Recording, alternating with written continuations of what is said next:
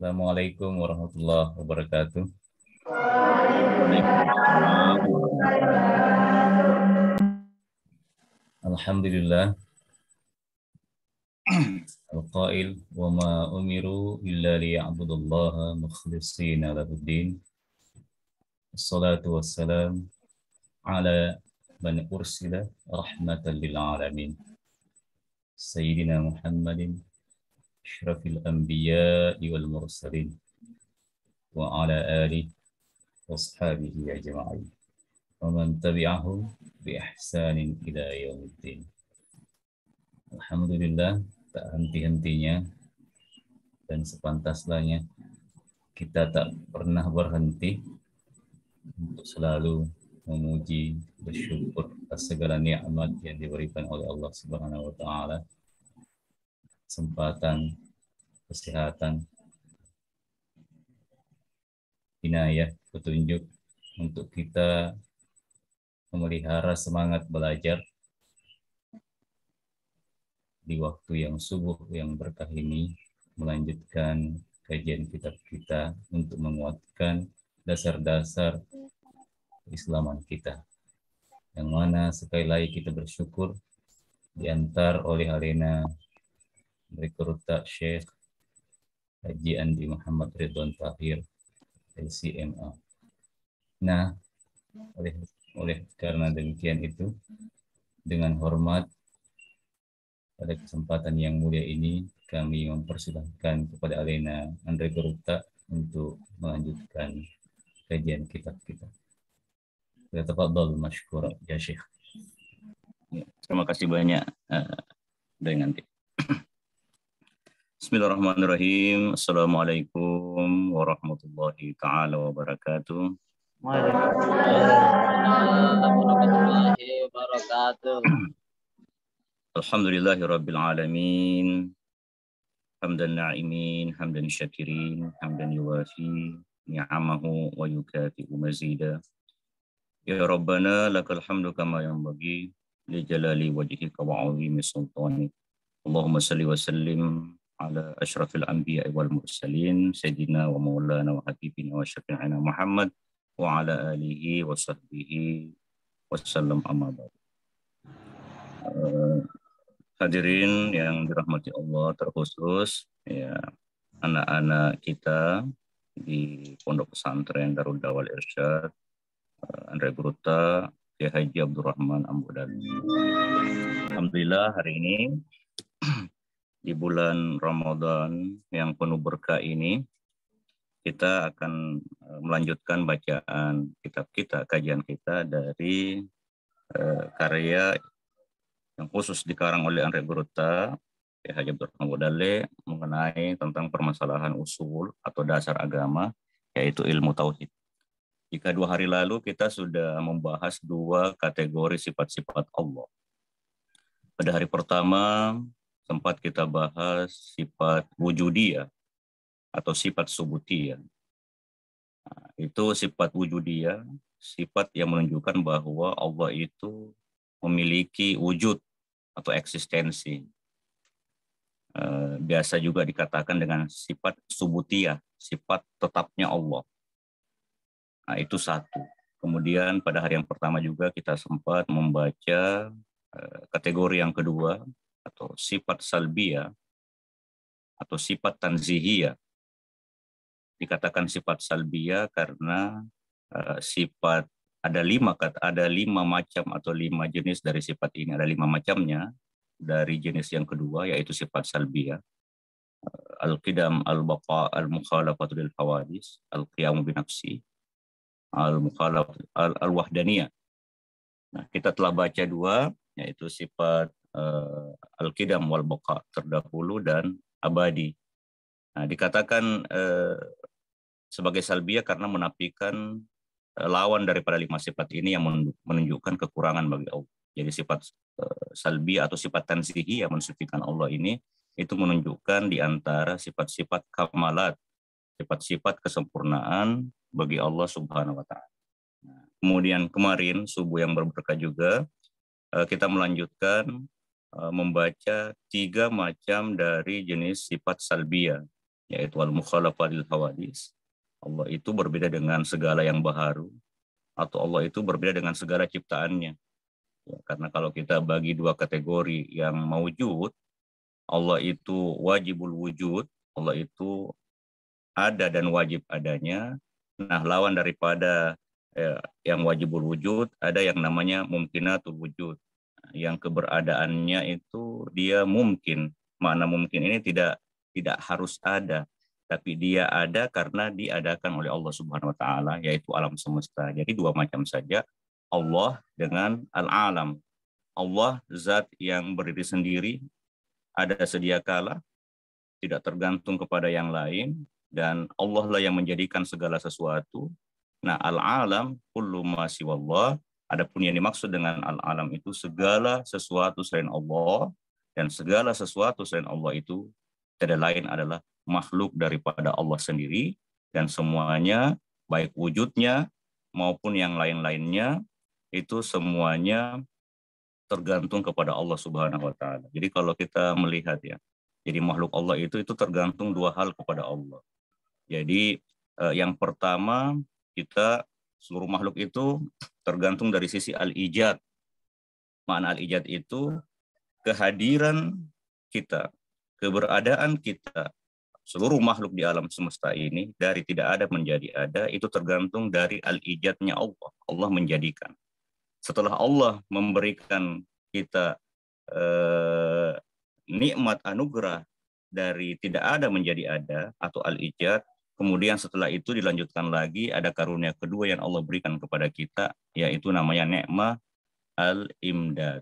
Jadi ada namanya al-ijad, yang kedua ada namanya al-imdad. Apa arti al-imdad? Kalau al-ijad Allah menjadikan kita dari tidak ada menjadi ada, makna al-imdad ini Allah lah yang memberikan kepada kita karunia untuk bisa eksis.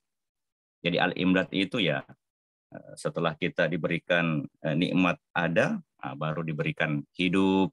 Nah, kemudian diberikan, contoh kalau kita manusia diberikan umur yang panjang, diberikan kesehatan, diberikan rezeki, baik rezeki lahiriah maupun rezeki batiniah, atau segala sesuatu yang berkaitan dengan diri kita dan alam semesta, yang notabene semua itu bukan milik kita, tapi semua itu adalah milik Allah dan dititipkan kepada kita. Kita hanya punya bukan hak kepemilikan, tapi hak pinjam saja dari Allah Subhanahu wa taala.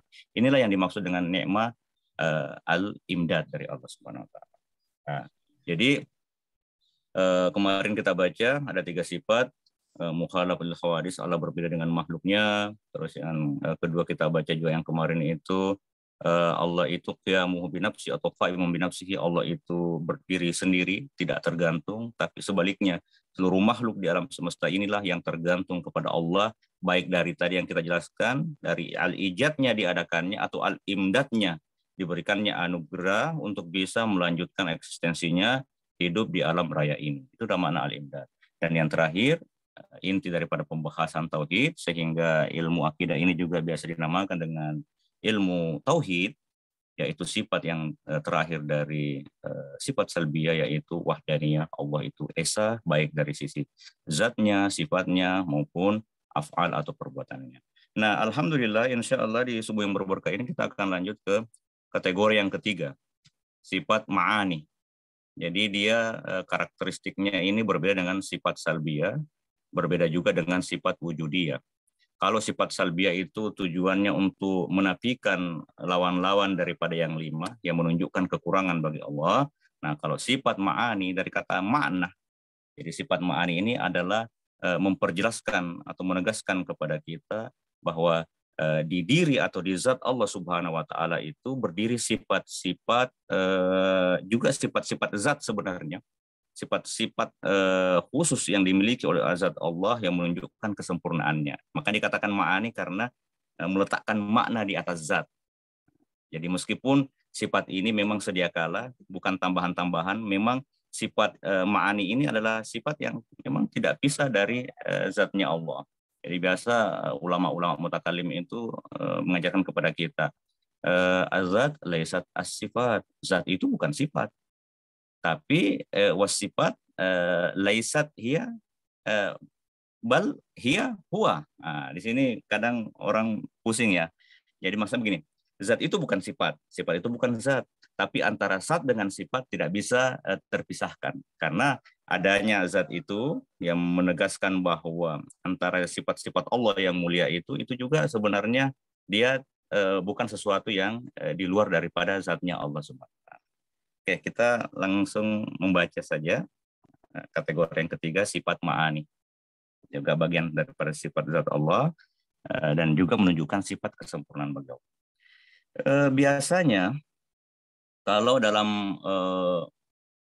pembahasan banyak kitab-kitab klasik ya, bahkan kitab-kitab modern tentang ilmu tauhid itu yang pernah kita pelajari, kayak kita pelajari waktu kita mondok dulu sama-sama di, kebetulan karena kita dari Dede Imam Poso ya. Nah, jadi guru Dayang Andi ini juga kak kelas saya, senior saya, sama-sama pengajian. Pernah kita baca, diajarkan oleh guru kita, Ustaz Adam, ada Aqidatul Awam. Bisa dibaca. Kebanyakan itu biasanya tidak langsung kudrat sebenarnya. Kalau kita baca-baca kitab. Meskipun juga ada juga yang mengikuti cara yang dituliskan guru. Biasanya dimulai daripada ilmu, iradat, baru kudrat. Ya, nanti kita akan paham kenapa ada ulama yang memulai dari sifat ilmu dulu, iradat dulu, baru kudrat. Nah, tapi meskipun demikian, di saat memulai dari kudrat, iradat, ilmu juga tidak ada salahnya, karena sifat Allah Subhanahu wa taala itu tidak ada yang dikatakan terdahulu, tidak ada yang dikatakan terbelakang. Ya.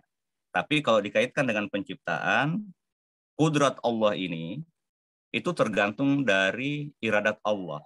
Dan iradat Allah ini tergantung dari ilmunya Allah. Nah, jadi kalau secara akal ya harusnya kita mulai dari ilmu dulu, baru iradat, baru kudrat. Ini berkaitan dengan penciptaan makhluk atau alam semesta.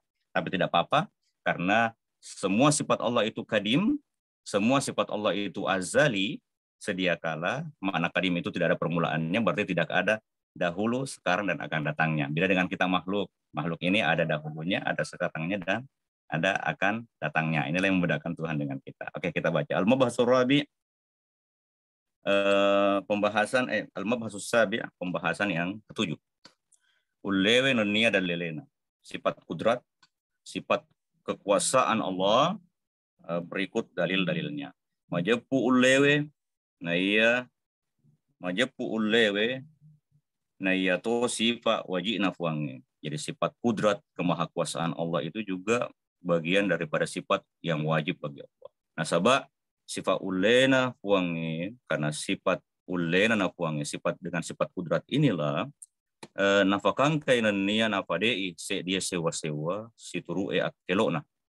Dengan sifat kudrat inilah Allah menjadikan atau Allah meniadakan se dia sewa-sewa sesuatu situru akelona, sesuai dengan iradatnya Allah.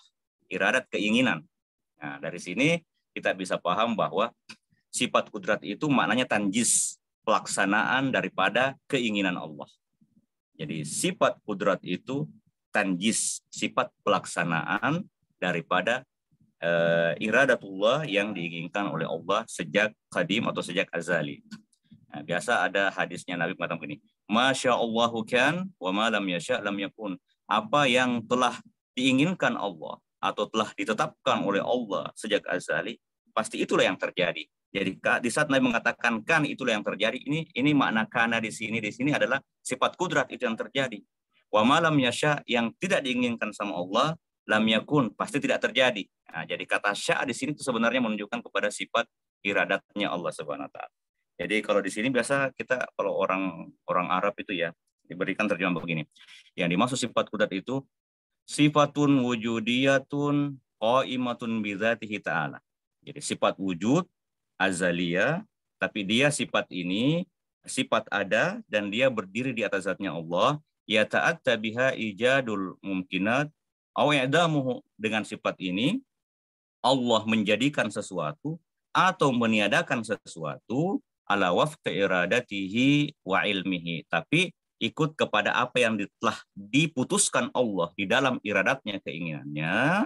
Dan iradat ini yang diputuskan oleh iradat itu ala wafqi ilmihi ta'ala, sesuai dengan apa yang telah tercatat, tertentu, tertulis di dalam ilmu Allah yang qadim. Nah, itu penjelasannya. Kita baca selanjutnya. Nah, iya dalili akalena ya naritu. Nah, adapun dalil akli bendengede na faule fuange matentu malemak itu. Jika seandainya Allah tidak punya sifat kudrat kemahakuasaan, ya tentu Allah menjadi malemak. Kalau bahasa Arabnya malemak itu ajis. Allah itu lemah.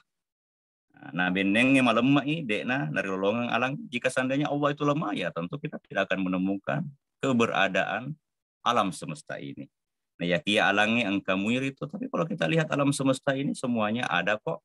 Jadi tentu nih buangnya Paula dari sini kita bisa menegaskan bahwasanya Allah Subhanahu wa taala itu maha kuasa atas segala sesuatu. Nah, dari sini coba kita lihat. Ini teori mutakallimin Asy'ariyah. 2 hari lalu sempat kita singgung sedikit tentang teori ketuhanan, ilmu ketuhanan para filosof muslim. Kalau para filosof muslim itu langsung dia kalau berbicara masalah Tuhan berbicara tentang zatnya Tuhan. Tapi kalau kita sesuai dengan tuntunan Al-Quran hadis, jadi Allah mengajarkan kepada kita, Anda ingin kenal Tuhan, ya lihat makhluknya dulu. Dengan makhluknya Anda akan sampai kepada bahwa ada Tuhan yang maha kuasa. Makanya di sini jalan untuk melihat kudratullah, lihat alam.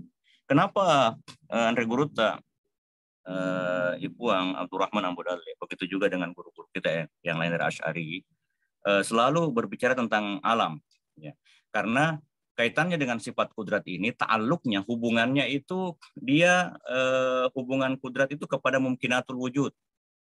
Jadi sifat kudrat Allah ini, sifat kemahakuasaan Allah ini sifat mulia, sempurna bagi Allah, tapi ta'alluqnya, kaitan sifat ini hanya kepada mumkinatul wujud, hanya kepada segala sesuatu yang baharu saja. Jadi dia kudrat ini tidak ada ta'alluq dengan yang wajibul wujud, dengan zatnya Allah sendiri. Ya, karena kalau berkaitan dengan zatnya Allah yang wajibul wujud, masa Allah mau menjadikan dirinya sendiri? Atau masa Allah mau meniadakan dirinya? Sementara tugas daripada kudrat mengadakan dan meniadakan. Ya. Dan juga mustahil ta'alluq atau kaitan keterhubungan sifat ini dengan hal-hal yang mustahil bagi Allah. Yang mustahil umpamanya ada syarikullah, ada kongsi teman Allah sama-sama Tuhan. Nah, tentu tidak ada kaitannya. Jadi sehingga kalau kita ingin melihat bahwasanya Allah itu punya sifat kudrat kemahakuasaan, tentu kita berbicara dengan alam semesta, karena alam semesta itu adalah mumkinatul wujud, bagian daripada wujud yang baharu yang keberadaannya tergantung dari Allah dan diadakan lewat sifat kudratnya Allah Subhanahu wa taala. Di sini juga kita bisa menegaskan bahwa kemarin sempat kita singgung waktu kita baca sifat salbiyah bahwa Allah itu mukhalafatuhu al-mukhalafah lil hawadis, punya sifat berbeda dengan makhluk. Nah, tapi dari sini seakan-akan ada kemiripan dengan makhluk. Kalau Allah punya kuasa, makhluk juga punya kuasa. Nah, tapi di saat Allah berfirman, kita baca kemarin, laisa kamitslihi syai', Allah tidak ada satupun yang menyerupainya, wa huwas samiul basir. Allah itu punya sifat maha mendengar, maha melihat. Berarti Allah itu punya sifat maha kuasa, dan kemahakuasaan Tuhan ini ada kemiripan dengan kuasanya makhluk-makhluk yang lain. Tapi kemahakuasaannya Allah laisa kamitslihi syai', tidak ada satupun makhluk yang sama dengan kemahakuasaannya Allah. Kemarin ada kaidah kalau di tempat tasbih penyerupaan kita harus mempergunakan tanzih. Nunazzihuhu fi makani at-tashbih. Di saat ada keserupaan antara Allah dengan makhluk, contoh makhluk punya kuasa, Tuhan punya kuasa, tapi nunazzihuhu, kita mensucikan Allah dari makhluk, kemiripannya sama persis di dalam tempat yang serupa. Jadi kita mengatakan, coba kita lihat, kita ada kuasa, tapi kekuasaan kita tidak selamanya jadi. Ya kan? Beda dengan kemahakuasaannya Tuhan. Jadi kemahakuasaan Tuhan itulah yang membuat alam semesta jadi. Dan apa? Kalau Tuhan yang membuat, yang menjadikan kun fayakun pasti jadi. Kalau kita, saya punya kuasa, tapi di saat kita berbuat ingin membuat, kadang tidak jadi. Contoh ya, ada tukang batu. Kadang ada keinginan untuk membuat sesuatu, tapi kalau Tuhan tidak mentakdirkan jadi, bisa jadi rumahnya tidak jadi. Apakah dia sakit, apakah dia atau yang lain-lain lah. Nah, ini contoh perbedaan dari kemahakuasaan Tuhan dan kemahakuasaan makhluk. Oke, kita baca langsung dalil yang kedua. Nah, ya tosi dalil nakalana ya naritu rima kedan ya puangiri surah Al-Baqarah ayat 20. Jadi ada pun dalil nakli. Inilah di saat Allah berfirman dalam surah Al-Baqarah ayat 20 Al-Baqarah ayat 20, A'udzubillahi minasyaitonirrajim. Innallaha ala kulli syai'in qadir. Majepu puang Allah Ta'ala faulairi tungke sewa-sewa. Allah itu maha kuasa atas segala sesuatu. Jadi di sini bisa kita paham ya. Nah, ini untuk khusus kepada anak-anak saya di pondok pesantren, santri-santri. Di saat kita menemukan ayat Quran atau hadis mengatakan Qadir maha kuasa, harus dibedakan antara kemahakuasaan Tuhan dengan kemahakuasaan makhluk. Kalau kemahakuasaan Tuhan itu dengan sifat qadir inilah maknanya mengadakan sesuatu dari tidak ada menjadi ada. Jadi Allah itu maha kuasa atas segala sesuatu, maknanya Allah yang menjadikan segala sesuatu lewat sifat kudratnya. Nah, beda kalau orang mengatakan orang itu kuasa, orang itu hebat. Tapi belum tentu hebatnya itu terbukti. Nah, tapi kehebatan Allah, dikatakan Allah itu qadir karena memang telah terbukti adanya alam semesta dan Allah itu kulla yaumin huwa fi sya'nin. Allah itu yaum diartikan bukan hari di sini. Setiap saat, setiap detik, setiap waktu Allah itu kulla yaumin huwa fi sya'nin, tidak pernah berhenti di dalam menciptakan makhluknya atau di dalam berbuat. Itu yang harus dipahami anak-anak sekalian. Jadi tentu nih nenia wajib tuh nih nasabak duan rupai dalil dari dua dalil tadi, dalil akli dan dalil nakli ini majapuri sentuh betul kita harus yakini diengkani ulewe bahwasanya sifat kemahakuasaan Allah itu adalah wajib inaku sifat puangnya itu sifat wajib, sifat kamalat, sifat kesempurnaan bagi Allah. Pada Tuhan majapu alemangeng yaitu al-ajiz atau kelemahan bagi Allah mustahil inaku sifat puangnya itu merupakan sifat yang mustahil bagi Allah. Alhamdulillah untuk sifat kudrat itu cukup untuk pembahasannya di sini. Oke, kita pindah ke Al-Mabhas As-Samin, pembahasan yang ke-8. Nah, untuk pembahasan yang ke-8 ini, inilah yang dimaksud dengan sifat iradat, keinginan. Biasa kalau kita secara akal, kita punya keinginan dulu, baru keinginan kita dibuktikan dengan kudrat, dengan kuasa kita. Nah, ya, jadi ini dari hasil kepada asal sebenarnya. Nah, kita akeloe nenia dalilena, keinginan iradat.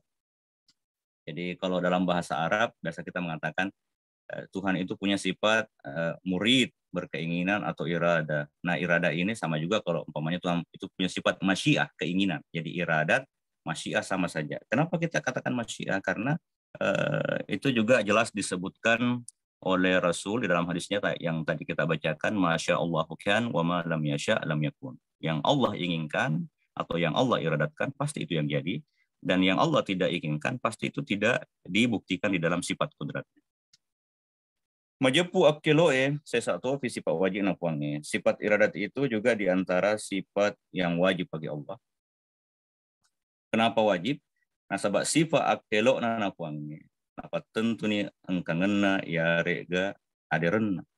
Karena dengan sifat iradat atau keinginan Tuhan ini, disinilah Allah dapat tentu memilih. Ya, memilih mana yang harus diadakan dan mana yang harus ditiadakan. Nah, jadi sebelumnya amak kuangena ya rega atau mak kuangena, sesuatu ini harus dalam bentuk begini, harus dalam waktu begini, atau harus dalam bentuk yang begitu, atau tidak dalam bentuk begini. Nah, itu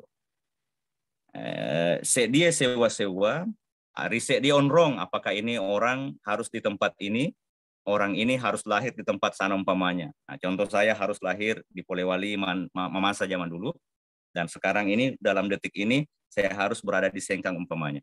Yare gawetu siturue isenar itu atau tempat dan waktu kalau waktunya. Dari sini di saat kita membaca keterangan ini kita bisa memahami bahwa sifat iradat itu kalau tadi sifat kudrat itu maknanya sifat tanjiz, pelaksanaan atau implementasi, maka sifat iradat ini dikatakan sifat takhsis, Apa itu sifat taksis? Sifat taksis itu adalah sifat di mana Allah memberikan pilihan kepada mumkinatul wujud, ya, kepada seluruh makhluknya yang mungkin. Jadi sifat iradat juga ini dia ta'alluqnya sama dengan kudrat tadi. Dia ta'alluqnya juga sama dengan mumkinatul wujud. Tidak ada ta'alluqnya kepada yang wajibul wujud, zatnya Allah atau sifat-sifatnya, dan juga tidak berta'alluq, tidak ada kaitannya dengan hal-hal yang mustahil. Tapi dia berkaitan dengan hal-hal yang mumkinatul wujud, yaitu segala yang baharu, yang wujudnya boleh ada dan boleh tidak. Nah, dari sinilah dengan sifat taksis, Allah memberikan pilihan. Si fulan ini harus ada. Nah, si ini tidak boleh ada. Nah, itu coba. Jadi tidak ada, dipilih kamu harus ada.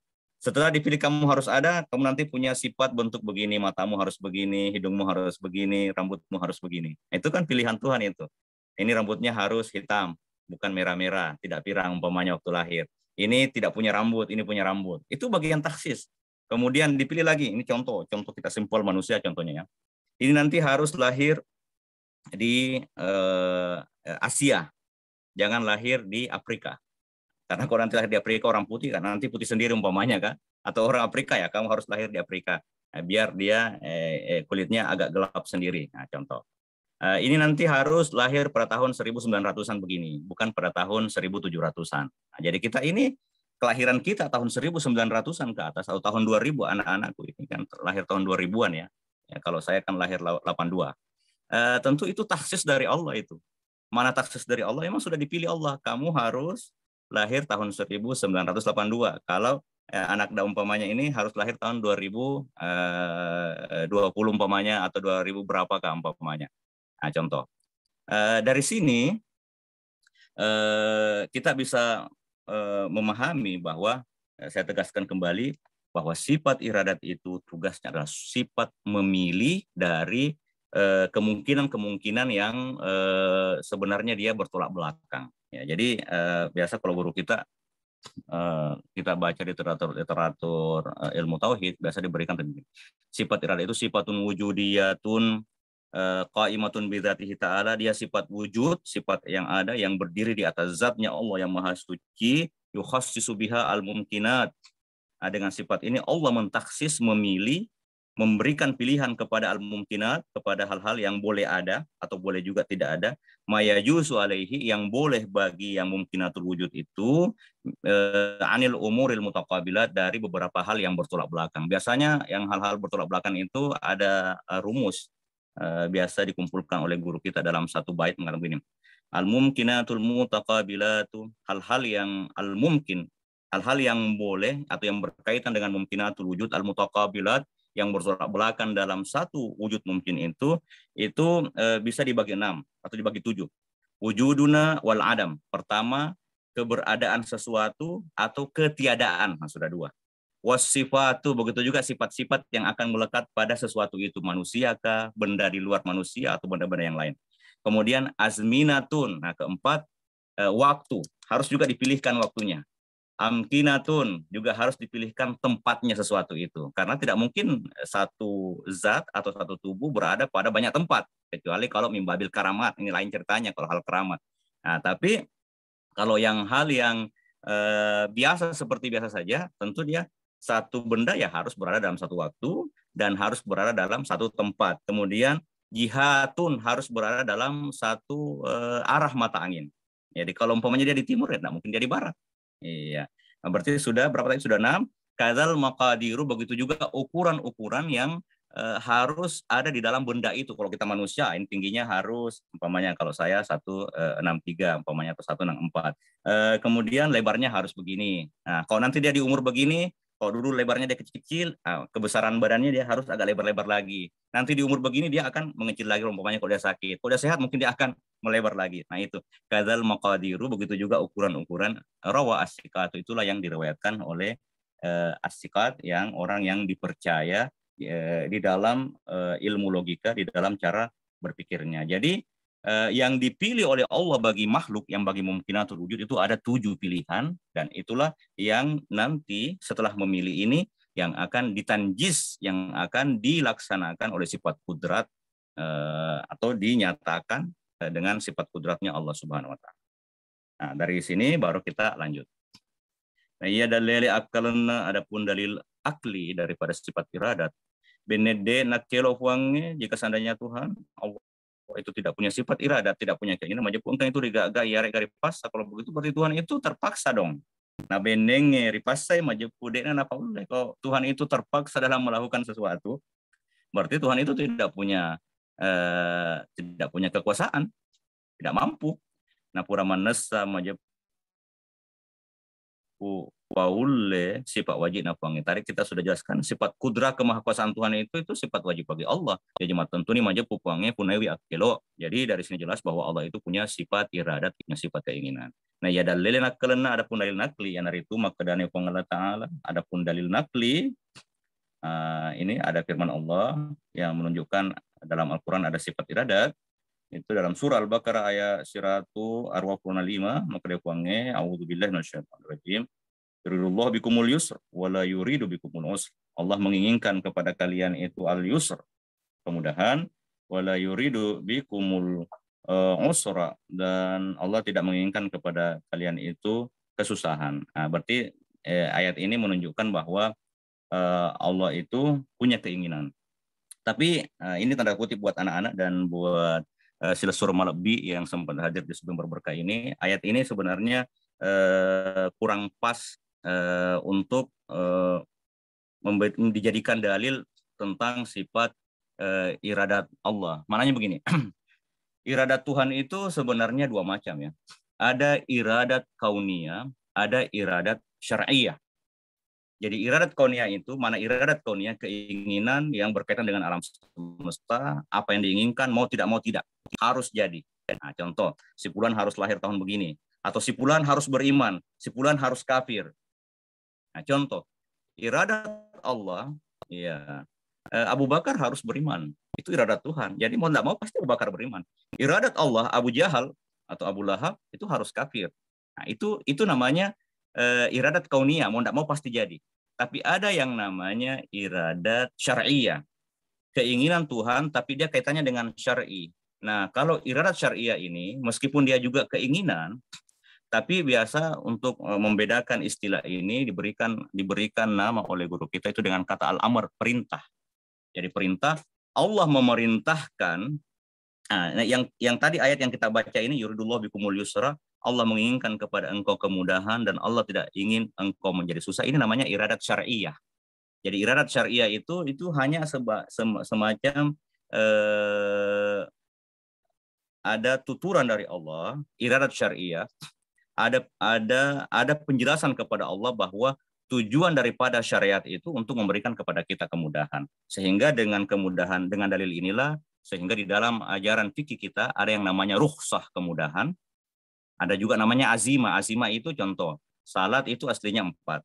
Tapi kalau dalam keadaan uzur, dalam bepergian jauh, kalau dalam mazhab Syafi'iyah ya 82 kilo ke atas, atau 84 kilo ya bisa dijamak dan bisa dikasar. Nah, itu rukhsah. Orang dalam keadaan puasa berperjalanan jauh, lebih daripada 80 kilo ya dia bisa tidak berpuasa. Nah, itu rukhsah. Karena kenapa? Ada masyaqqah. Nah, ini namanya iradat syariah. Tapi iradat syariah ini hanya semacam penjelasan dari Tuhan, tapi bukan dalam artian keinginan Tuhan ini harus jadi. Ya terserah kita. Kalau kita mau ambil kemudahan, alhamdulillah. Kalau Anda mau ambil kemudahan, ya salah sendiri. Allah sudah memberikan sedekah kemudahannya, kenapa Anda tidak mau? Nah, contoh. Nah, beda lagi tadi yang saya sempat singgung. Ada yang namanya iradat, ada yang namanya amr. Jadi beda iradat, beda juga perintah. Kalau iradat kauniyah, itu mau tidak mau harus jadi. Contoh imannya Abu Bakar atau kafirnya Abu Jahal. Tapi Allah memerintahkan, Allah tidak pernah memerintahkan kekafiran. Nah, sehingga mau tidak mau Nabi harus mendakwai semuanya, meskipun nanti iradatnya nanti Tuhan, tetap itulah iradat kauniyahnya itu yang jadi, iradat yang sesuai dengan wafqa ilmihinya Allah ini, yang berkaitan dengan penciptaan. Karena yang dicipta itu bukan hanya tubuh kita, perbuatan kita juga diciptakan sama Allah, termasuk juga iman kita itu ciptaan Allah sebenarnya. Nah, iradatnya Allah, Abu Bakar harus beriman, Abu Jahal harus kafir. Meskipun perintahnya Allah, perintahnya harus beriman semua. Jadi ini kembali kepada rahasia Allah, wala yuhituna bihi ilma, bahwa adapun tentang dibalik daripada perbuatan Allah itu tidak ada seorang pun yang mampu mencapai atau meliputi apa yang Allah inginkan. Jadi la yus'alu amma yaf'al wa hum yus'alun, kita tidak berhak mempertanyakan apa yang Allah buat, wa hum yus'alun, dan yang justru yang ditanya itu ya kita yang ditanya. Mungkin bisa dikembangkan dalam pertanyaan diskusi nanti kalau ada yang mau kurang jelas, biar kita cepat-cepat aja bacanya. Jadi beda iradat, beda amr. Beda lagi iradat, beda rida atau suka. Jadi Allah mengiradatkan Abu Bakar bin Khattab beriman, Umar beriman, dan Allah rida suka. Allah mengiradatkan Abu Jahal, Abu Lahab itu kafir, tapi Allah tidak suka. Allah mengiradatkan seseorang tersungkur di dalam dosa, tapi Allah tidak rida. Nah, Allah memerintahkan kita beriman, kita beramal saleh, kita beribadah, dan Allah rida. Jadi beda iradat, beda rida. Kalau iradat kauniyah ini berkaitan dengan bagaimana Allah menyatakan atau membuktikan keinginannya dengan mewujudkan di dalam wujud nyata bil fi'li di dalam kehidupan di alam semesta ini. Oke, kita lanjut baca ya. Nah, ini yang sebenarnya yang cocok dibawa ini untuk hal masalah iradat kauniyah itu. Maka fi surah An-Nahl ayat 40, begitu juga firman Allah dalam surah An-Nahl ayat 40, innama qauluna li syai'in idza aradnahu an naqula lahu kum fayakun. Inilah ayat yang pas untuk iradah kauniyah. Kalau ayat yang di atas tadi itu iradah syariah saja. Nah, dia tidak mengharuskan. Jadi innama qauluna li syai'in, adapun perkataan kita kepada sesuatu idza aradnahu, jika kami telah menginginkannya. Nah, jadi kalau Allah mengatakan saya berkeinginan selama dia irada kauniyah, jadi harus hati-hati di dalam membaca ayat, jangan sampai semuanya jadikan irada kauniyah semua, padahal ada irada syariah. Kalau irada syariah itu pilihan, tawaran dari Allah kepada kita. Tapi kalau irada kauniyah, enggak mau, harus jadi itu. Jadi innama qauluna li syai'in, adapun perkataan kami kepada sesuatu apapun, kalau kami telah mengiradatkan, kalau kami telah mentahsiskan, telah memilihkan harus begini jadinya, annaqula, kami mengatakan kepada sesuatu itu kun fayakun, jadilah engkau, maka jadi. Nah, di saat kun fayakun baru sifat kudrat lagi yang bermain di situ. Nah, itu cara tafsir mutakallimin di dalam membaca ayat-ayat yang berkaitan dengan ayat-ayat akidah, ayat tauhid. Jadi enggak. Jadi ada ilmunya di situ buat anak-anak sekalian ya, biar ini pegangan. Ada juga rekamannya ini ya, bisa didengar ulang biar nanti ke depan, oh kalau baca ayat-ayat tauhid begini cara menafsirkannya. Tidak hanya dibaca saja letter-let, tapi kita tidak memahami, oh ini sebenarnya hakikat makna di baliknya.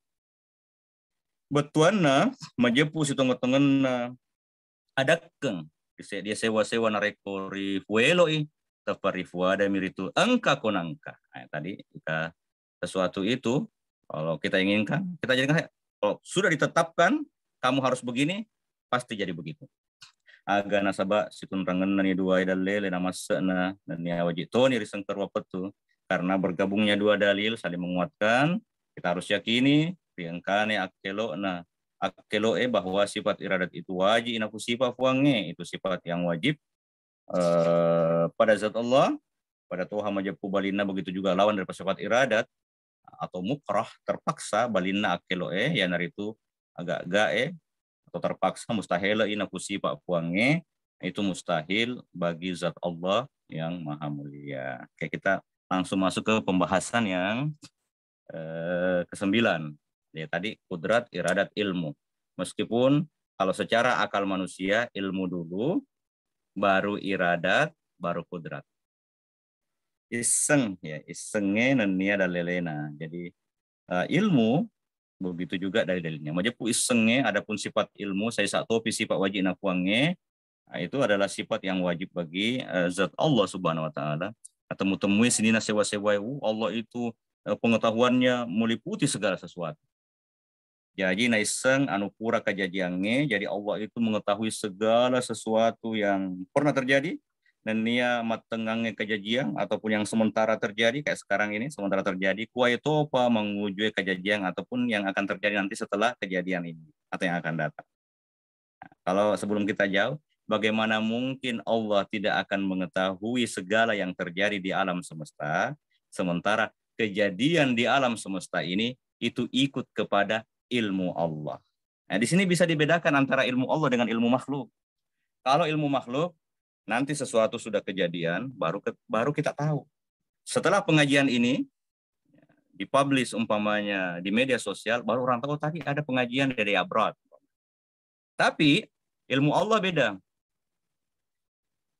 Belum ada alam semesta, sudah tercatat dalam ilmu Allah akan ada pengajian di Darud Da'wah Irsyad Al-Abrad, jadi Abrad pada hari kedua ketiga puasa tahun 1443 Hijriah, setelah subuh umpamanya, akan ada kejadian.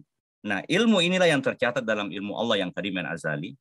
Kemudian ala wafqa ilmihi, dasar ilmu inilah baru Allah mengiradatkan mentahsis. Nah, yang pengajian nanti, yang bahkan pengajian si ini yang nanti akan ikut, akan dipandu oleh Andre Guru Ta'andi Taufik umpamanya, akan dihadiri oleh beberapa santri-santri dari Abrat, akan dihadiri oleh beberapa saudara-saudara melebihi yang lainnya. Waktunya juga ditaksis, tempatnya juga ditaksis. Nah, setelah ditaksis baru dikudrat, dibuktikan kenyataannya.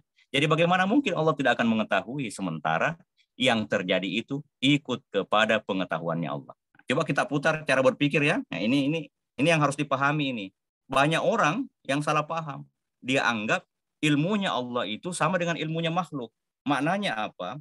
Ilmunya makhluk itu nanti tahu sesuatu kalau sesuatu itu sudah terjadi. Sementara segala sesuatu kalau berkaitan dengan ilmu Allah, segala sesuatu itu menjadi ada karena ikut kepada ilmunya Allah. Nah, ini coba. Ini harus yang dipahami dengan baik buat anak-anakku dan sila suruh melebih yang menenang. Oke, kita lanjut. Ya, jadi sifat ilmu ini sifat inkisyaf, menyingkapkan. Jadi biasa kalau Andre Guru tadi kasih begini. Jadi sifat ilmu itu sifatun wujudiyatun qaimatun bi dzatihi ta'ala, sifat wujud yang berdiri atas zatnya Tuhan. Bihatan kasyifu lahu jami'al umur. Nah, dengan sifat ini tersingkap bagi Allah segala sesuatu secara sempurna, la yusbiquhu khafa wa la jahal, tidak pernah terdahului oleh al-khafa, kesamaran atau kebodohan. Nah, beda dengan makhluk. Kalau dulu kita tidak tahu, jadi baru tahu. Kalau Tuhan ya pasti tahu seterusnya. Nah, jangan sama dengan orang Yahudi. Orang Yahudi itu dia menyandarkan kepada Allah itu namanya sifat al-bida. Mana sifat al-bida itu awalnya Tuhan tidak tahu, tiba-tiba muncul langsung tahu. Dan ini juga pemahaman saudara kita orang-orang Syiah.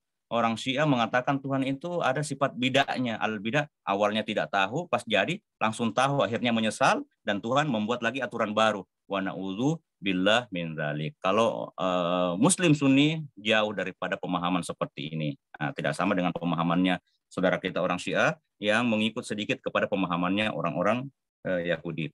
Oke, kita baca. Nah, ya dalil akalna yang itu adapun dalil akli daripada sifat ilmunya Allah, anca jengenna alangin nia akasingenna winru na kueto pa ade cengenna atoro na enrenge asirat ratanna.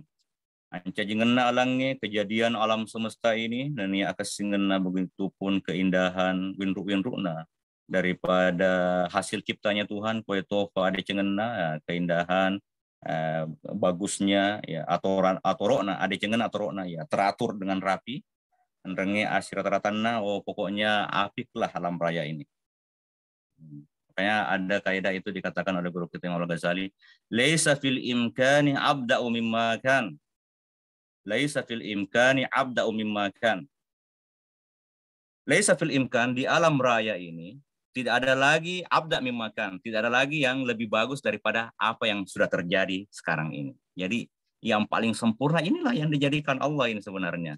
Nah, untuk dikaitkan dengan makhluk. Jadi apa yang telah nyata sejak dulu dan akan seterusnya dalam al-imkan, tidak ada lagi yang lebih bagus karena itulah yang hasil daripada sifat kudrat, iradat dan ilmunya Allah. Jadi dari sini ini yang menunjukkan sifat ilmu Allah. Nah beneng de nasuku isenna puange, jika seandainya tidak sempurna ilmunya Allah, majepu de nama de ceng atau nah tentu tidak akan bagus, tidak akan rapi aturannya, nama kesing winru na alangi, dan tentu tidak akan indah, tidak akan teratur, tidak akan apik hasil-hasil ciptaan di alam raya ini. Ini tadi penjelasan dari kaidah yang dilontarkan oleh Andre Gurota, Hujatul Islam, dan lena selenge Imam Al-Ghazali safil imkani abda mimakan. Nah ya tosi dalil nakalana adapun dalil nakli yang itu makadane fuangere surah Al-Hujurat, yaitu firman Allah dalam surah Al-Hujurat, Allah ya'lamu ma fis samawati wa ma fil ardi wallahu bikulli syai'in alim, dan Allah mengetahui segala yang ada di langit dan yang ada di bumi. Wallahu bikulli syai'in alim, Allah Ta'ala, Allah itu maha mengetahui segala sesuatu. Nah ya Allah Ta'ala na sengi ia engkari langi enan nyari tanai. Nah ya Allah Ta'ala temaka na senna tungka sewa-sewai. Nanya, kok Tuhan bisa tahu? Ya bagaimana tidak tahu? Segala sesuatu di langit dan di bumi, di alam semesta ini, itu menjadi ada karena ikut daripada ilmunya Allah. Nah, dari sinilah pendapat ini sebenarnya, kalau kita kembali kepada pendapat para filosof muslim, ya sama dengan pendapatnya Ibnu Sina, beliau mengatakan sifat yang menjadikan makhluk itu sifat ilmu. Jadi bukan sifat kudrat, tidak ada kaitannya dengan iradat. Sebenarnya ada kebenaran, tapi ada juga kesalahannya. Memang sifat ilmu itu sifat inkisaf, tahu saja. Tapi nanti sifat ilmu ini dasar, sehingga inilah yang dijadikan dasar iradat, taksis, pemilihan Allah, dan tandis, pelaksanaan dari Allah. Jadi bukan sifat ilmu yang mengadakan sesuatu. Kalau demikian akan bertolak belakang. Nah, meskipun itu secara akal manusia ya, karena kalau kita berbicara zatnya Tuhan, itu tidak dicapai oleh akal kita. Kita hanya bisa membahas ini karena sesuai dengan tuturan daripada wahyu yang diberikan oleh Allah Subhanahu wa taala sendiri. Oke, anak-anak sekalian dan sudah surah melebih yang menenang. Aga nasabah situn dengan aduan rufaida lele, karena bergabungnya dua macam dalil ini, nama senina nia wajib tuani resen karwapatu. Jadi kita harus yakini yang kana isenge saya satu visi Pak Wajib Nakuange bahwa kemahatauan Allah itu saya satu visi Pak Wajib Nakuange itu juga bagian daripada sifat yang wajib bagi zat Allah pada Tuhan majuku balidna, begitu juga lawan daripada sifat ilmu yang itu abong ngorenge, yaitu Allah itu bodoh, pandir itu mustahil, itu sifat mustahil. Aku sifat puange sifat mustahil bagi Allah Subhanahu wa taala.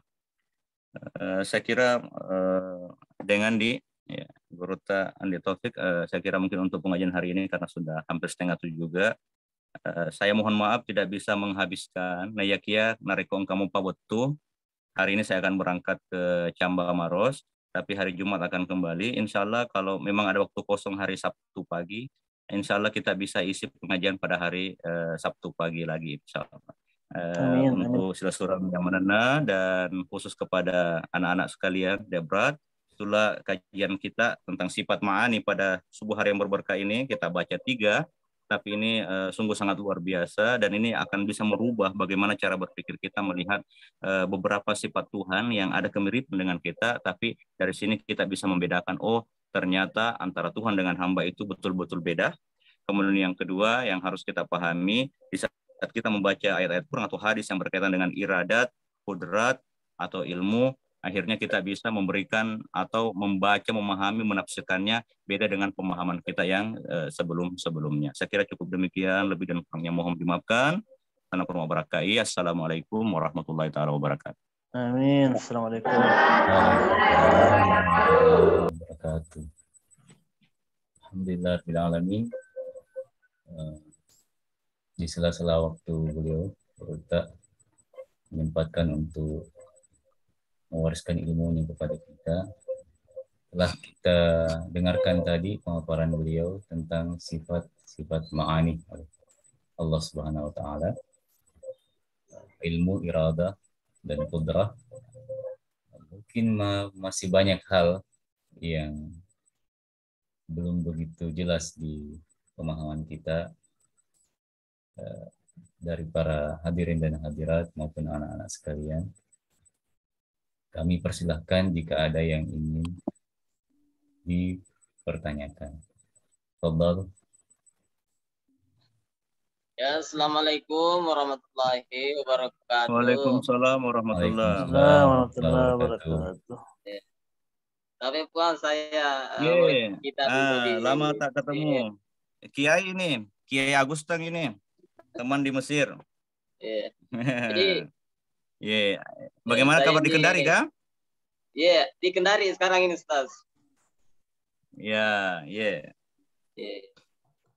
Baik, demi mempersingkat waktu dan kesempatan yang diberikan kepada kami, pertanyaan saya yang pertama bahwa dalil untuk menunjukkan kekuasaan Allah Subhanahu wa taala itu ada dua, ada dalil akli dan ada dalil nakli. Saya pernah membaca buku bahwa dalil nakli itu dia bisa menjadi akli setelah dia melalui proses penelitian, observasi lewat sains begitu. Jadi dengan demikian, kalau begitu apa yang dimaksud dengan nakli di situ, Ustaz? Karena ternyata dalil nakli tersebut bahwa dia bisa nanti menjadi dalil akli setelah melalui proses observasi. Kemudian kasih banyak. Kamu apa? Iya, pertanyaan yang kedua ini mohon maaf kepada anak-anakku semua yang mungkin di sini ada yang ikut juga. Pertanyaannya yang kedua ini mungkin agak melenceng sedikit atau melebar. Kami pernah membaca bukunya Ibnu Taimiyah, Majmu' Fatawa, tentang tauhid. Ibnu Taimiyah di situ mengatakan bahwa para Asy'ariyin itu tidak mengenal akidah kecuali akidahnya para musyrikin Arab terdahulu. Dan akidah yang diketahui para Asy'ariyin itu hanya tauhid rububiyah saja, tidak bertauhid kepada uluhiyah. Begitu. Nah, jadi sehingga dengan pernyataan tersebut muncul penafsiran-penafsiran ekstrim bahwa dan fatwa ekstrim bahwa orang-orang Muslim yang melakukan seperti tawassul kepada orang-orang yang mati itu dia juga akan diperlakukan, artinya dia semacam dihalalkan darahnya begitu dan hartanya. Begitu yang saya baca di buku-buku di antara mereka. Akan tetapi Ustadz, itu saya juga pernah baca bukunya yang Arabnya bahwa Ibnu Taimiyah setelah beliau atau di dalam penjara bahwa beliau itu bertobat.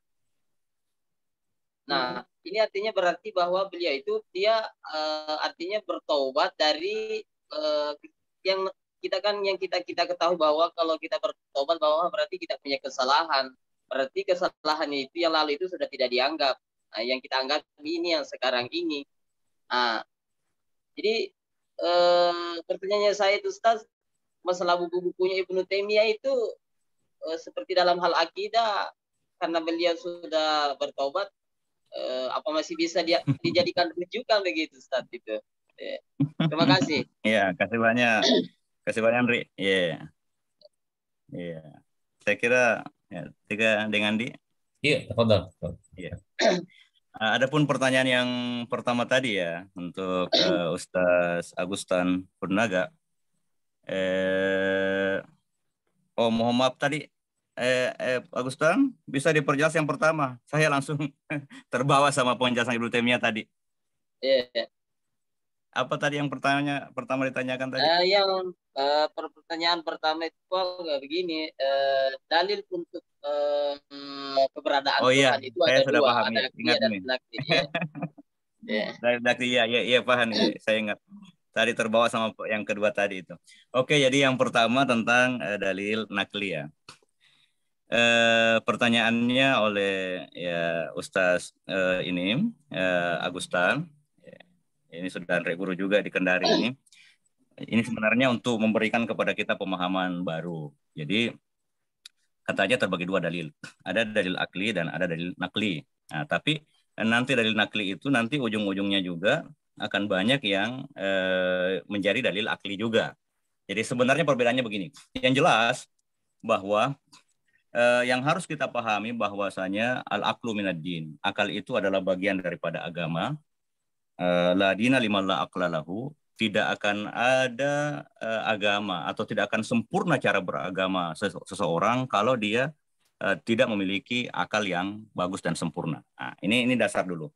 Jadi al-aqlu minad din. Nah, sehingga di saat Allah menurunkan tuturan wahyu, tentu tuturan wahyu ini selain dia yukhatib uqulana wa yukhatib nufusana, selain tuntunan wahyu ini itu berinteraksi dengan akal kita, berbicara dengan akal kita, atau berbicara dengan jiwa kita, tentu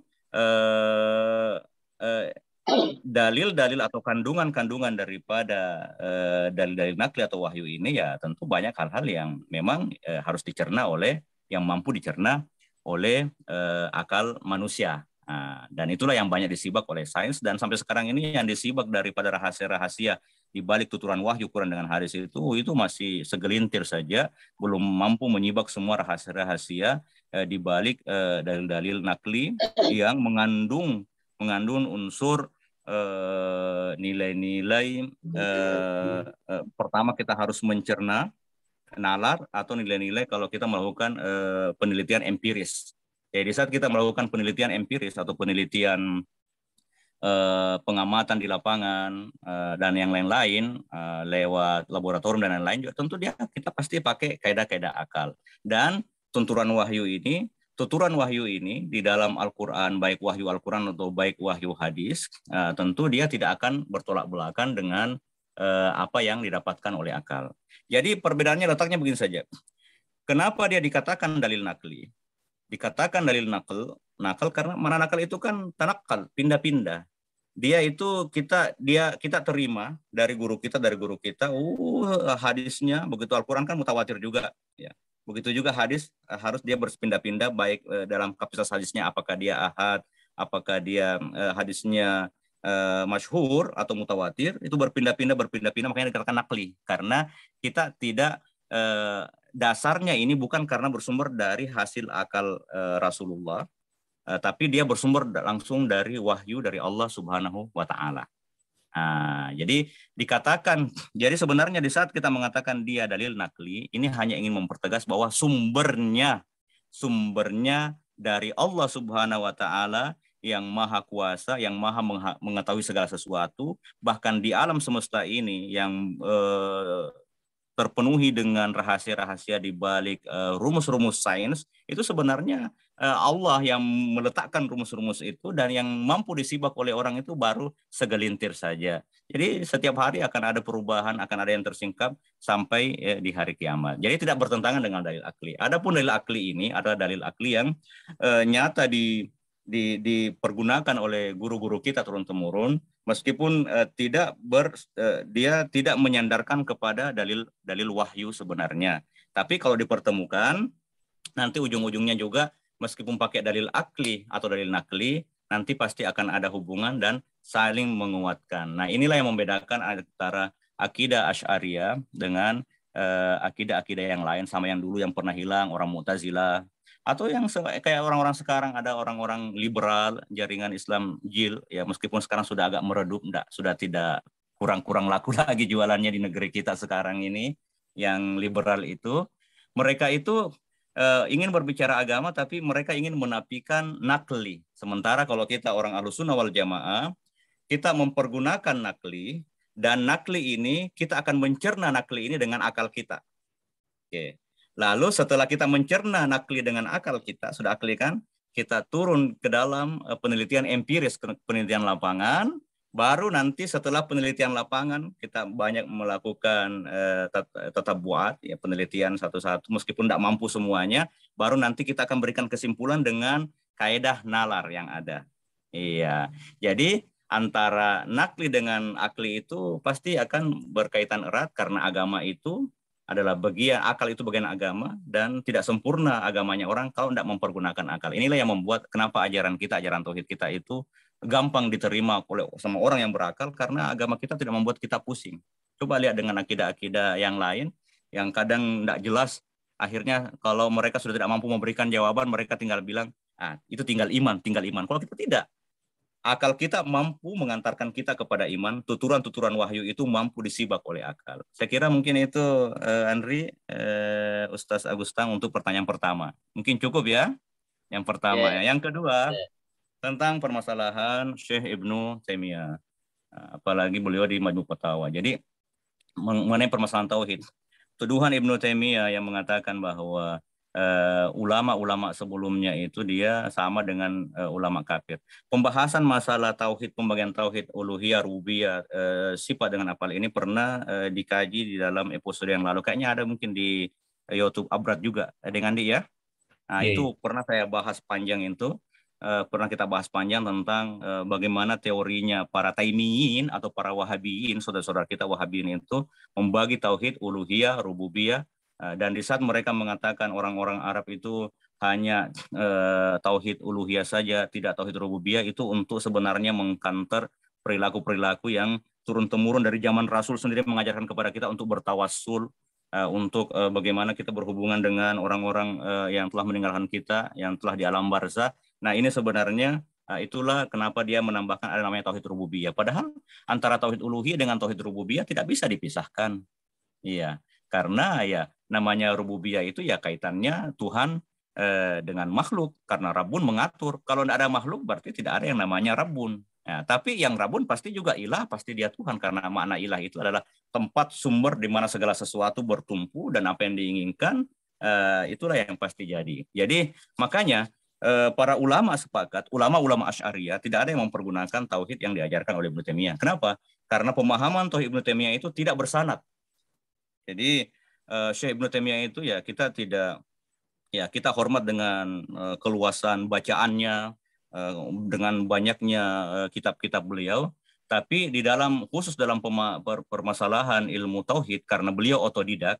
Jadi untuk permasalahan tauhid Ibnu Taimiyah ini kita tidak boleh memperpegangi. Kenapa tidak boleh memperpegangi? Karena kalau kita terjerumus terlalu mendalami ilmu tauhid, kajian Ibnu Taimiyah, tauhid uluhiyah, rububiyah, makanya dalam kitabnya Muhammad bin Abdul Wahhab tentang Al-Usul Ats-Tsalasah, usul 3 dalam mazhab Wahabiyah atau mazhab Taimiyah itu nanti ujung-ujung kita akan dibawa diseret kepada qadi at-takfir, mudah mengkafirkan, qadi at-tabdi', mudah membid'ahkan saudara-saudara kita sesama muslim. Wa na'udzubillahi min dzalik. Sementara di dalam ajaran agama kita diajarkan man kaffara musliman walam yakun faqad ala ilaihi. Kalau ada orang mengkafirkan orang yang lain, saudara-saudara yang lain, sementara itu tidak sebenarnya yang kafir itu bukan orang yang dituduh, tapi kembali kepada dia. Kenapa? Ada penyakit di dalam pikiran dan penyakit di dalam hati mereka.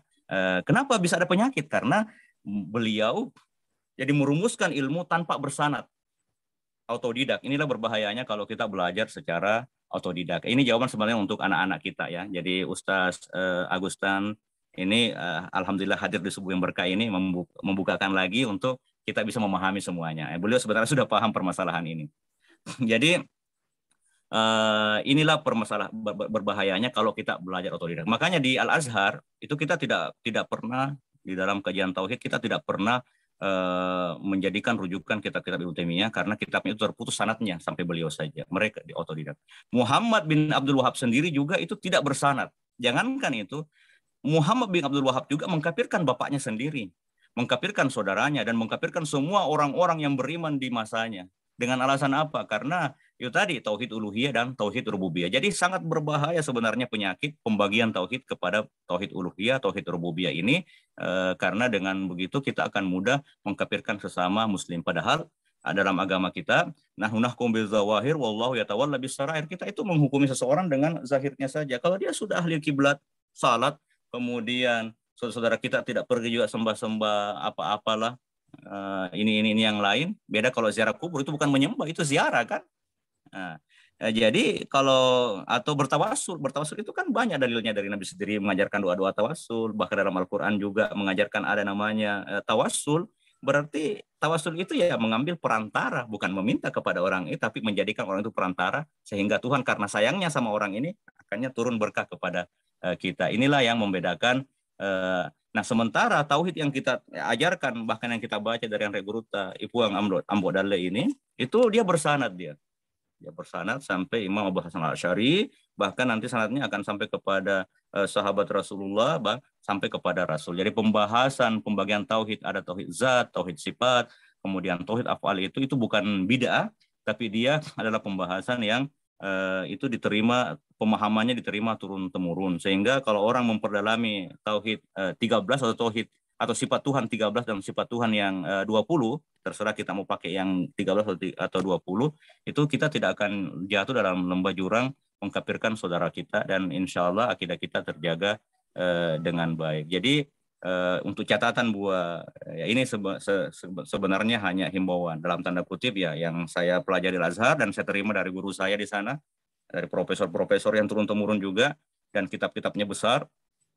Itu mengajarkan kita di dalam ilmu tauhid, kita tidak mempergunakan kajian ilmu tauhid Muhammad bin Abdul Wahab atau Syekh Ibnu Taimiyah. Kenapa? Karena itu hasilnya itu adalah bid'ah. Kenapa dikatakan bid'ah? Karena dia tidak bersanad, dia sendiri yang membuat pembagian itu, dan ada kekurangannya karena bisa mengantarkan orang kepada mengkafirkan saudara-saudara kita yang sama-sama kiblatnya kepada Ka'bah, kiblat tubuhnya, dan sama-sama kiblat hatinya kepada Allah Subhanahu wa taala. Saya kira cukup demikian, Andri, Ustadz Agustan. Ya. Terima kasih banyak. Iya.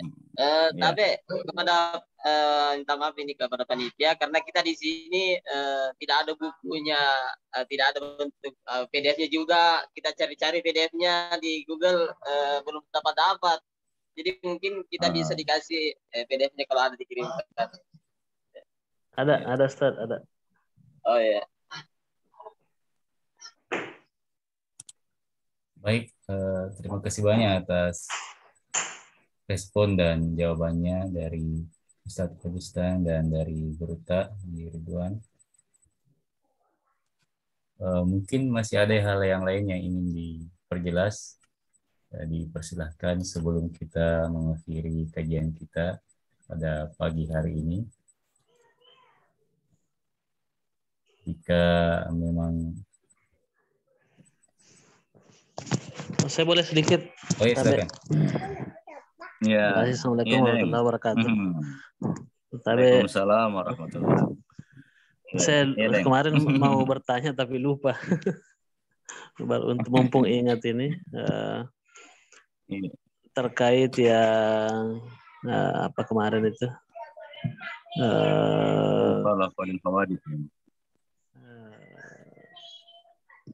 pembahasan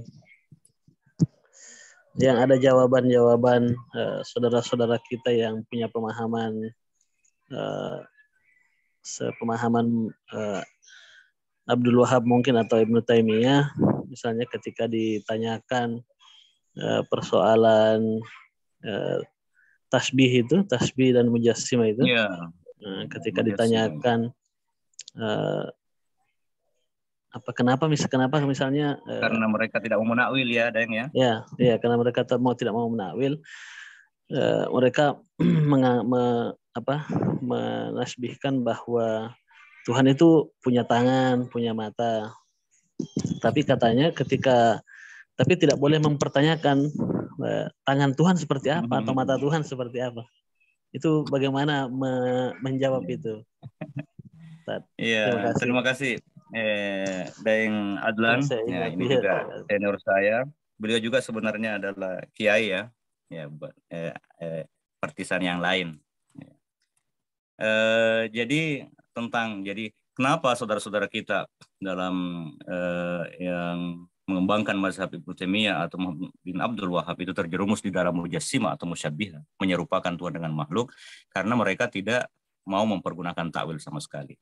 Padahal kalau kita kembali merunut kepada ulama salafus saleh semuanya juga menakwil.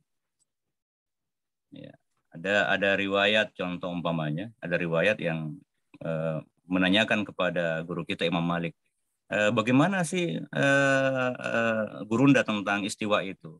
Jadi beliau memberikan jawaban bahwa al-kaifiyatu ma'qul was-su'alu anha al-istiwa ma'qul, al-kaifiyah ma'qul was-su'alu anhu bid'ah. Jadi kaifiyah itu jelas dan jangan ditanyakan. Nah, di saat beliau memberikan jawaban ini itu karena dilihat kapasitas orang yang bertanya. Ini enggak sampai di sini, bukan makanannya sebenarnya. Tapi ada riwayat, saya juga belum pernah menemukan kitabnya, bahwa ada beberapa juga, ada satu karya dari Imam Malik, beliau menjelaskan penakwilan tentang ayat-ayat yang menunjukkan ada kemiripan ya antara, atau ayat-ayat tasbih lah istilahnya, mungkin kemiripan makhluk dengan Tuhan. Nah, jadi pertanyaannya bahwa sebenarnya ulama-ulama salaf juga sebenarnya itu menakwil. Nah, makanya kalau ada orang aliran Muhammad bin Abdul Wahab mengatakan kita salafiyah, sebenarnya mereka bukan salafiyah. Karena mereka tidak mengikuti juga manhajnya ulama salaf. Ulama salaf itu menakwil. Nah, ulama salaf itu ulama dari zaman sahabat, tabi'in, dan tabi'in, 3 generasi emas. Karena semuanya diridai oleh Allah di dalam Al-Quran itu disebutkan. Adapun generasi keempat sampai sekarang itu dinamakan dengan ulama khalaf, ulama belakangan, kontemporer. Jadi, ulama salaf dan ulama khalaf semuanya itu menakwil. Hanya bedanya, kalau ulama salaf itu menakwilkan ayat-ayat tasbih, ayat-ayat yang ada keserupaan, seperti Allah itu punya tangan, ayat Allah itu punya jari, ya umpamanya kan, Allah itu turun ke langit dunia. Nah, itu banyak ada hadisnya itu, Allah turun ke langit dunia. Nah, ulama salaf menakwilkan, ulama khalaf menakwilkan. Hanya saja ulama salaf menakwilkan dengan cara ijmal atau secara global, adapun ulama khalaf menakwilkan secara terperinci. Jadi contoh, di saat kita mengatakan yadullahi fawqa aydihim, tangan Tuhan di atas tangan mereka. Ulama salaf memberikan penakwilan bahwa yang firman Allah di saat mengatakan tangan, bukan tangan seperti dengan tangan kita ini. Bukan tangan seperti jismun, tubuh. Beda dengan saudara kita yang ini, mereka mengatakan memang Tuhan punya tubuh. Nah, ini berbahaya. Tuhan punya tubuh. Kalau ulama salaf jangan pernah menggambarkan bahwa Tuhan itu sama dengan makhluk, berarti Tuhan tidak punya tubuh, dan Tuhan tidak menempati tempat, karena tempat dengan waktu adalah ciptaan Tuhan. Nah, jadi sebelum ada tempat, sebelum ada waktu, sudah ada Tuhan memang. Masa mau masuk ke dalam tempat? Yang ada itu Allah meliputi sesuatu. Jadi di saat Allah mengatakan yadullahi fawqa aydihim, tangan Allah di atas tangan, itu diartikan bahwasanya wallahu a'lam bissawab, hanya Allah yang tahu maknanya. Tapi di saat kita mengatakan wallahu a'lam bimuradihi, hanya Allah yang tahu, tapi itu bukan tangan yang diartikan sama dengan tangan manusia, itu berarti menakwil, tapi menakwilnya secara umum. Nah, jadi teori menakwil secara umum, sebenarnya kata tangan sudah benar lafadznya, tapi makna tangan di sini bukan dengan tangan seperti yang kita pahami, bukan dengan tangan kita. Tapi yang tahu maknanya hanya wallahu a'lam bissawab, wallahu a'lam bimuradi, hanya Allah. Itu sebenarnya menakwil sebenarnya, karena memalingkan dari makna asli kepada makna yang kedua, yang tersembunyi. Nah, ini aslam. Kalau ini lebih aman lah orang. Tidak akan musyabbi dan tidak akan mujassim, karena tidak akan mengatakan Tuhan punya tubuh. Adapun ulama khalaf, beliau ulama guru-guru kita itu ya dari zaman Imam Al-Ghazali, kemudian Syarif Al-Jurjani, Tazani, Al-Amidi, sampai sekarang, Al-Baqir dan lain-lain, mereka itu juga menakwilkan tapi rinci. Jadi saat kita kasih contoh, di saat Allah berfirman, yadullahi fawqa aydihim, tangan Allah di atas tangan mereka, mereka pakai metode salaf dulu. Ini bukan tangan seperti yang kita pahami ya, tapi dia adalah bagian daripada sifat Allah. Makna tangan, kekuasaan, berarti yadullahi qudratullah. Jadi di saat Allah mengatakan yadullahi, maknanya qudratullah. Nah, jadi ditakwilkan, dialihkan kepada sifat-sifat Allah yang mulia. Jadi yang tadi kita baca itu, jadi ada namanya sifat salbiyah, sifat wujudiyah, sifat salbiyah, sifat maknawiyah. Ini sebenarnya sifat-sifat itu Tuhan, banyak sekali sifat-sifat Tuhan. Tapi sifat ma'ani yang 7 ini itu induk daripada sifat-sifat Tuhan yang banyak. Nah, induk daripada sifat-sifat Tuhan yang banyak. Apalagi kalau kita mengatakan ada sifat af'al. Allah memberi rezeki, Allah menghidupkan, Allah mematikan, Allah yang menahan rezeki, Allah yang membuat sakit, Allah yang menyehatkan, itu sifat-sifat Tuhan. Tapi dia bagian daripada sifat af'al dan berinduk kepada sifat qudratullah. Nah, jadi metode mutakallimin ulama-ulama kita dari ulama-ulama khalaf dari generasi ke-5 sampai sekarang itu dia rata-rata metodenya dengan penakwilan secara tafsir terperinci mengatakan bukan tangan ini tapi dia dialihkan kepada sifat-sifat Tuhan yang mulia karena sifat Tuhan berinduk, sifat ma'ani ada 7. Nah, jadi induknya induk. Jadi sifat itu banyak tak terhingga dan selama sifat-sifat mulia bagi Allah Subhanahu wa taala. Nah, jadi sebenarnya kesimpulannya untuk anak-anak santri ya, Daeng Adlan membuka kepada kita wawasan, membuka kerannya bahwa dengan memahami penakwilan ini kita jangan kenapa jatuh kepada lembah tasbih atau lembah mujassim karena tidak mau menakwilkan. Di saat kita tidak mau menakwilkan berarti kita ada kesalahan di dalam berbahasa Arab. Sementara dalam bahasa Arab itu ada yang namanya hakiki, ada yang namanya majazi. Nah, ada yang namanya hakiki, ada yang namanya nisbi. Ada yang sebenarnya, ada juga kiasan. Nah, begitulah di dalam Al-Quran. Jadi di saat juga kita membaca ya, karena Al-Quran diturunkan dalam bahasa Arab, ya tentu kita harus pakai ilmunya orang-orang Arab di dalam memahami bahasa mereka. Jadi orang-orang Arab sendiri yang tidak mau menakwil itu berarti ada kesalahan. Kenapa kesalahan? Mereka menuliskan ilmu dengan autodidak, tidak menerima dari sanad, dan didorong oleh hawa nafsu sendiri, akhirnya merusak umat. Yang dirusak itu lebih banyak daripada yang diluruskan. Saya kira cukup demikian, Daeng Kiai Adlan. Ya, terima kasih banyak. Insya Allah mungkin di waktu-waktu akan datang saya akan banyak berkonsultasi dengan Bunda Ustaz. Amin. Mohon bantuan nanti insya Allah. Terima kasih. Amin ya Rabbi. Ya, sama-sama Daeng. Alhamdulillah semakin banyak yang tersikap. Makasih banyak Pak. Wah. Ya, sama-sama Daeng Samsidar. Selamat berpuasa. Baik, ya, selamat berpuasa juga Daeng. Berkahnya kajian kita, kami persilakan kepada Lena Gurta untuk memberkahi dengan doa. Tafadhol. Amin ya, terima kasih. Amin. Amin. Bismillahirrahmanirrahim. Alhamdulillah. Amin. Allahumma ighfir lana warhamna warzuqna wa taqabbal minna wa barik lana wa aftah alaina wa kullu khair. Amin. Wa awliya hasan. Allahumma aftah lana futuhal arifin. Allahumma alsinatana amran bi dzikrik wa qulubana bi khasyyatika arhamar rahim. Rabbana zidna ilman. Allahumma 'allimna ma lam na'lam arhamar rahimin. Allahumma ja'alna min warasatika nabiyyil karim. Rabbana atina fid hasanah. Al-Fatihah.